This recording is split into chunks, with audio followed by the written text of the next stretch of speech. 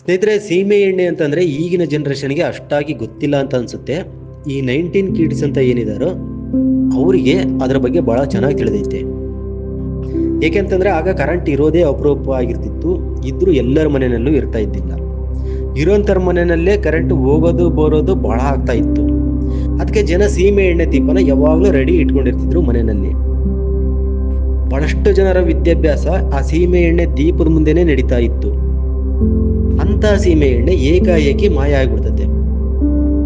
ನರೇಂದ್ರ ಮೋದಿಯವರು ಒಂದು ಯೋಜನೆ ತರ್ತಾರೆ, ಉಜ್ವಲ ಅಂತ.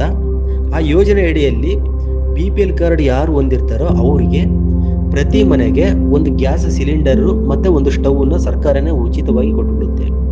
ಈ ಸರ್ಕಾರನೇ ಉಚಿತವಾಗಿ ಕೊಡ್ತು ಅಂತ ಅಂದಮೇಲೆ ಈ ಸೌದೆ ಒಲೆಯನ್ನ ಜನ ಕೈ ಬಿಟ್ಬಿಡ್ತಾರೆ. ಅದಾದ ನಂತರ ಈ ಸೀಮೆ ಎಣ್ಣೆನೂ ಸಹ ಜನ ಕೈ ಬಿಡ್ತಾರೆ. ಆ ಸೀಮೆ ಎಣ್ಣೆನ ಜನ ಕೈ ಬಿಟ್ರು ಅನ್ನೋದಕ್ಕಿಂತ ಸರ್ಕಾರನೇ ಆ ಸೀಮೆ ಎಣ್ಣೆ ವಿತರಣೆ ಮಾಡೋದನ್ನ ಸ್ಥಗಿತ ಮಾಡಿಬಿಡುತ್ತೆ. ಈ ಸುಮಾರು ವರ್ಷಗಳ ಹಿಂದೆನೆ ಬ್ಯಾನ್ ಆದಂತ ಈ ಸೀಮೆ ಎಣ್ಣೆ ಏನಾಯ್ತು ಗೃಹ ಬಳಕೆಗೆ, ಈಗ ಅದು ಮತ್ತೆ ಬರ್ತಾ ಇದೆ.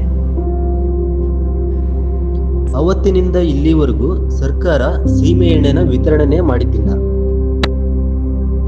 ಆ ಸೀಮೆ ಎಣ್ಣೆ ಟೈಮಲ್ಲಿ ಡಿಸ್ಟ್ರಿಬ್ಯೂಟರ್ಗಳು, ರಿಟೇಲರ್ ಅಂತ ಯಾರಿದ್ರು ಲೈಸೆನ್ಸ್ ಹೊಂದಿರಂತವ್ರು, ಅವ್ರಿಗೆ ಈಗ ಸರ್ಕಾರ ಏನ್ ಮಾಡಿದೆ ಅಂತಂದ್ರೆ ಆ ಲೈಸೆನ್ಸ್ ಅಲ್ಲಿ ವಿನಾಯಿತಿ ನೀಡಿದೆ. ನೀವು ಇನ್ನೂ ಸೀಮೆ ಎಣ್ಣೆ ಮಾರಬಹುದು ತಾತ್ಕಾಲಿಕವಾಗಿ, ನಾವು ಮುಂದೆ ಆದೇಶ ಮಾಡ್ತೀವಿ, ಅಲ್ಲಿವರೆಗೂ ನೀವು ಮಾರಬಹುದು ಅಂತ ಸರ್ಕಾರ ಹೇಳೈತೆ.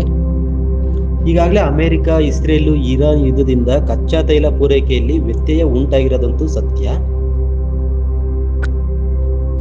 ಈ ತೈಲ ಸಂಸ್ಕರಣಾ ಘಟಕಗಳೇನಿದಾವೋ ಅದರಲ್ಲಿ ತೈಲ ಸಂಸ್ಕರಣಾ ಘಟಕದಿಂದ ಕಚ್ಚಾ ತೈಲನ ಸಂಸ್ಕರಣೆ ಮಾಡಿ ಪೆಟ್ರೋಲು, ಡೀಸೆಲ್, ವಿಮಾನದ ಇಂಧನ, ಡಾಂಬಾರು, ಸೀಮೆ ಎಣ್ಣೆ ಹೀಗೆ ಸರ್ಕಾರ ಅದನ್ನ ಉತ್ಪತ್ತಿ ಮಾಡ್ತಾ ಇತ್ತು, ಉಪ ಉತ್ಪನ್ನಗಳನ್ನ. ಈ ನ್ಯಾಚುರಲ್ ಗ್ಯಾಸ್ನ ಅಭಾವದಿಂದ ಸರ್ಕಾರ ಏನ್ ಮಾಡೈತೆ, ಕಮರ್ಷಿಯಲ್ ಉದ್ದೇಶಕ್ಕೆ ಅಂದ್ರೆ ಈಗ ಹೋಟೆಲ್ಲು, ರೆಸ್ಟೋರೆಂಟು ಇಲ್ಲಿಗೆಲ್ಲ ಪೂರೈಕೆ ಆಗ್ತಾ ಇತ್ತಲ್ಲ ಗ್ಯಾಸ್ ಸಿಲಿಂಡರು, ಅಂತ ಗ್ಯಾಸ್ ಸಿಲಿಂಡರ್ನ ಬಂದ್ ಮಾಡ್ಬಿಡ್ತು. ಇರೋ ಸ್ಟಾಕ್ ಇನ್ನು ಕೆಲವು ದಿನಗಳಿಗೆ ಮಾತ್ರ ಪೂರೈಕೆ ಆಗ್ತಾ ಇದೆ ಅನ್ನೋ ಮಾಹಿತಿ ಇದೆ. ಹಾಗಾಗಿ ಈಗ LPGನ ಗೃಹ ಬಳಕೆಗೆ ಮಾತ್ರ ವಿತರಣೆ ಮಾಡ್ತಾ ಇದೆ ಸರ್ಕಾರ. ಈಗ ಯುದ್ಧ ಮಾಡೋಂಥ ಪರಿಸ್ಥಿತಿ ಈಗ ಹೀಗೆ ಮುಂದುವರಿತು ಅಂತಂದ್ರೆ ಮುಂದಿನ ದಿನಗಳಲ್ಲಿ ಗೃಹ ಬಳಕೆಯ ಸಿಲಿಂಡರ್ಗೂ ಸಹ ಅಭಾವ ಆಗ್ಬೋದು ಅಂತ ಸರ್ಕಾರ ಸೀಮೆ ಎಣ್ಣೆ ಮೊರೆ ಹೋಗೈತೆ. ಈ ಹಿಂದೆ ನೋಡೋದಾದ್ರೆ ನಮ್ಮ ಭಾರತ ದೇಶದಲ್ಲಿ 21 ರಾಜ್ಯಗಳನ್ನ ಮತ್ತೆ ಕೆಲವು ಕೇಂದ್ರಾಡಳಿತ ಪ್ರದೇಶಗಳೇನಿದ್ವು ಅವುಗಳಲ್ಲಿ ಸೀಮೆ ಎಣ್ಣೆ ಮುಕ್ತ ರಾಜ್ಯಗಳು ಅಂತ ಘೋಷಣೆ ಮಾಡುತ್ತೆ. ಅಂದ್ರೆ ಆ 21 ರಾಜ್ಯದಲ್ಲಿ ಸೀಮೆ ಎಣ್ಣೆ ಗೃಹ ಬಳಕೆಗೆ ಸಿಗೋದಿಲ್ಲ ಅಂತ ಸರ್ಕಾರನೇ ಘೋಷಣೆ ಮಾಡಿಬಿಡುತ್ತೆ. ಈ ಪೆಟ್ರೋಲಿಯಂ ಆಕ್ಟ್ 1934 ಮತ್ತೆ ಪೆಟ್ರೋಲಿಯಂ ರೂಲ್ಸ್ 2002 ಇದಕ್ಕೆ ವಿನಾಯಿತಿ ನೀಡಿ ಸೀಮೆ ಎಣ್ಣೆನ ಮತ್ತೆ ಪೂರೈಕೆ ಮಾಡೋದಕ್ಕೆ ಸರ್ಕಾರ ತಾತ್ಕಾಲಿಕವಾಗಿ ನಿರ್ಧಾರ ಮಾಡಿದೆ. ಈ ಮೊದಲೇನು ಲೈಸೆನ್ಸ್ ಹೊಂದಿದ್ರು, ಹಳೆ ಲೈಸೆನ್ಸು, ರಿಟೇಲರು ಮತ್ತೆ ಡಿಸ್ಟ್ರಿಬ್ಯೂಟರು, ಅವರು ಈಗ ಲೈಸೆನ್ಸ್ ಐತೆ ಅಂತ ಹೆಂಗ್ ಬೇಕಂಗೆ ಸೀಮೆ ಎಣ್ಣೆನ ಮಾರಂಗಿಲ್ಲ. ಅದಕ್ಕಿಂತ ಮುಂಚೆ ಒಂದು ಏನ್ ಮಾಡಿತ್ತು ಅಂತಂದ್ರೆ ಈ petroleum and explosive safety organisation ಇದೇನಿದೆಯೋ ಸಂಸ್ಥೆ, ಇದು ಒಂದು ಗೈಡ್ ಲೈನ್ ಅನ್ನ ಬಿಡುಗಡೆ ಮಾಡಿರುತ್ತೆ.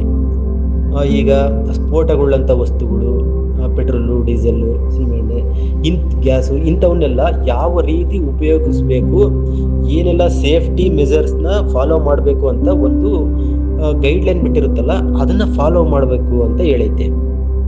ಈಗಿರೋ LPG ಸ್ಟಾಕು ಮುಂದಿನ ಒಂದು 50ರಿಂದ 70 ದಿನಕ್ಕೆ, ಈಗ ವಿಡಿಯೋ ಮಾಡ್ತಿದ್ದೀನಲ್ಲ ಈ ದಿನದಿಂದ ಒಂದು 50ರಿಂದ 70 ದಿನಕ್ಕೆ ಆಗಬಹುದು ಅಂತ ಮಾಹಿತಿ ಐತೆ. ಈ ನಮ್ಮ ದೇಶಕ್ಕೆ ಪ್ರತಿನಿತ್ಯ ಈ ಕಚ್ಚಾ ತೈಲ ಎಷ್ಟು ಬೇಕು ಅಂತಂದ್ರೆ 5 ಮಿಲಿಯನ್ ಮೆಟ್ರಿಕ್ ಟನ್ನಷ್ಟು ಕಚ್ಚಾ ತೈಲ ಆಮದಾಗ್ತಾ ಇತ್ತು. ಈಗ ಸದ್ಯ ಅದು 1ರಿಂದ 1.5 ಮಿಲಿಯನ್ ಮೆಟ್ರಿಕ್ ಟನ್ನಷ್ಟು ಮಾತ್ರ ಈಗ ಆಮದಾಗ್ತಾ ಇದೆ, ಅದು ಬೇರೆ ಬೇರೆ ದೇಶಗಳಿಂದ. ಇದರ ಸಂಖ್ಯೆ ಮುಂದಿನ ದಿನದಲ್ಲಿ ಇನ್ನೂ ಕಡಿಮೆ ಆಗಬಹುದು. ಈ ಸರ್ಕಾರ ಆಮದು ಮಾಡ್ಕೊಂತಿತ್ತಲ್ಲ 80% ಕಚ್ಚಾ ತೈಲ, ಅದರ ಮೆಜಾರಿಟಿ ಎಷ್ಟು ಅಂತಂದ್ರೆ ಅದು ಗಲ್ಫ್ ಕಂಟ್ರಿಗಳಿಂದ, ಅಂದ್ರೆ ಈ ಅರಬ್ ಕಂಟ್ರಿ ಸೈಡ್ ಬರ್ತಾವಲ್ಲ ಸೌದಿ, ಅವು ಆ ಕಡೆ ಸೈಡ್ ಇಂದಲೇ ನಮಗೆ ಬಹಳಷ್ಟು ಈ ಉತ್ಪನ್ನಗಳು ಬರ್ತಾ ಇದ್ವು. ಈಗ ಅಲ್ಲೇ ಯುದ್ಧ ಆಗ್ತಿರೋದ್ರಿಂದ ಇದರಲ್ಲಿ ಇನ್ನೂ ಬಹಳಷ್ಟು ಏರಿಳಿತಗಳು ಬಹಳ ಆಗ್ತಿದಾವೆ. ಅದಕ್ಕೆ ಸರ್ಕಾರ ಏನ್ ಮಾಡ್ತು ಅಂತಂದ್ರೆ ಈಗ ಇರೋ LPG ಸಿಲಿಂಡರ್ ಎಷ್ಟು ದಿನಕ್ಕಾಗುತ್ತೋ ಅಷ್ಟು ದಿನಕ್ಕಾಗ್ಲಿ, ಮತ್ತೆ ಬೇರೆ ದೇಶಗಳಿಂದ ತರಿಸುವಂತ ಪ್ರಯತ್ನನೂ ಮಾಡುತ್ತೆ. ಅಂತ ಪ್ರಯತ್ನ ಮಾಡಿದ್ರೂ ಸಹ ಪರಿಸ್ಥಿತಿ ಕೈ ಚೆಲ್ಲುತ್ತೆ ಅನ್ನೋಂಥ ಸಂದರ್ಭದಲ್ಲಿ ಯಾವುದಕ್ಕೆ ಇರಲಿ ಅಂತ ಒಂದು 2 ತಿಂಗಳಿಗಾಗಷ್ಟು ಸೀಮೆ ಎಣ್ಣೆನ ಈಗ ಜನಗಳಿಗೆ ಕೊಡಕ್ಕೆ ರೆಡಿ ಮಾಡ್ಕೊಂಡಿದೆ. ಸ್ನೇಹಿತರೆ, ಮುಂದಿನ ವಿಡಿಯೋದಲ್ಲಿ ಮತ್ತೆ ಸಿಗೋಣ. ನಮಸ್ಕಾರ. ನಮ್ಮ ಯೂಟ್ಯೂಬ್ ಚಾನಲ್ ಯಾರಾದರೂ ಸಬ್ಸ್ಕ್ರೈಬ್ ಮಾಡಿಲ್ಲ ಅಂತಂದರೆ ದಯವಿಟ್ಟು ಸಬ್ಸ್ಕ್ರೈಬ್ ಮಾಡ್ಕೊಳ್ಳಿ, ಶೇರ್ ಮಾಡಿ, ಬೇರೆಯವ್ರಿಗೂ ಕಳಿಸಿ.